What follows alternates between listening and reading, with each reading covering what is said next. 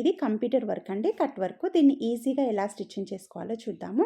ఇలా మంచి సైడ్ అయితే వేసుకోండి. ఫస్ట్ కంప్యూటర్ వర్క్ అయితే పైన ఒక 1/2 ఇంచ్ ఉండేలాగా అంటే అది కుట్లలోకి అనమాట. ఆ పైన కనిపించే 1/2 ఇంచ్ క్లాత్.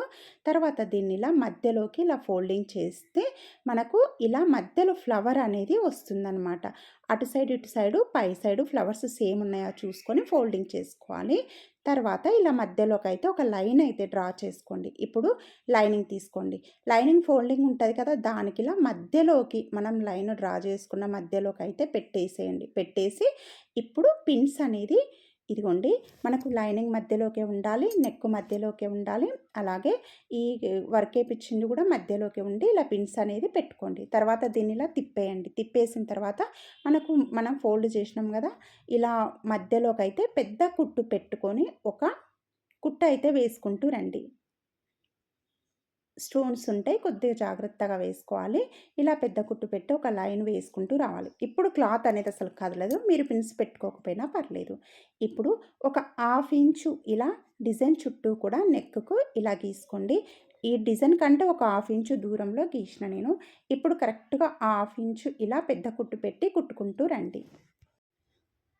తర్వాత ఇప్పుడు మనము ఈ కుట్టు కుట్టినాం కదా, దానికి కొద్దిగా అవతల సైడ్కు కట్ చేయండి. కుట్ట అనేది తర్వాత మనం ఎక్స్ట్రా క్లాత్ ఉంటే కట్ చేసుకోవచ్చు. ఇప్పుడు కింది సైడ్ కుట్టు ఉంటుంది కదా, దాన్ని ఇప్పేసేయండి.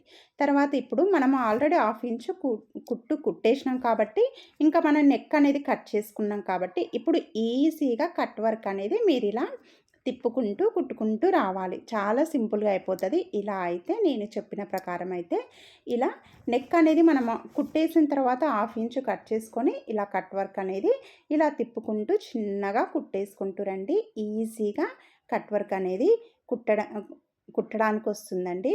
తర్వాత మొత్తం ఇలాగే ఇలా కొద్దిగా తిప్పుకుంటూ కుట్టేసుకుంటూ రండి. తర్వాత ఇప్పుడు మీకు ఇంకా క్లాత్ ఎక్కువ ఉంది అనిపిస్తే కొద్దిగా కట్ చేసుకోవచ్చు, ఏం పర్లేదు. ఒక 1/2 ఇంచ్ అయితేనే సరిపోతుంది. ఇగో ఇలా ఎక్స్ట్రా క్లాత్ మనం కుట్టేసిన కుట్టు ఉంటుంది కదా, ఆ కుట్టు అనేది కట్ చేయండి. కట్ చేస్తే మనకు ఫ్రీగా ఉంటుందన్నమాట. ఇప్పుడు చిన్న చిన్న మూలలో కట్స్ అనేది ఇవ్వాలి. కట్స్ దగ్గర ఇవ్వాలి, ప్లస్ కొద్దిగా కట్ వర్క్ వచ్చింది కదా, అక్కడ కూడా కట్స్ ఇస్తేనే మనకి ఈజీగా ఇలా తిరుగుతుందన్నమాట. తిరిగిన తర్వాత ఇప్పుడు ఈజీగా కుట్టేయడానికి వస్తుంది.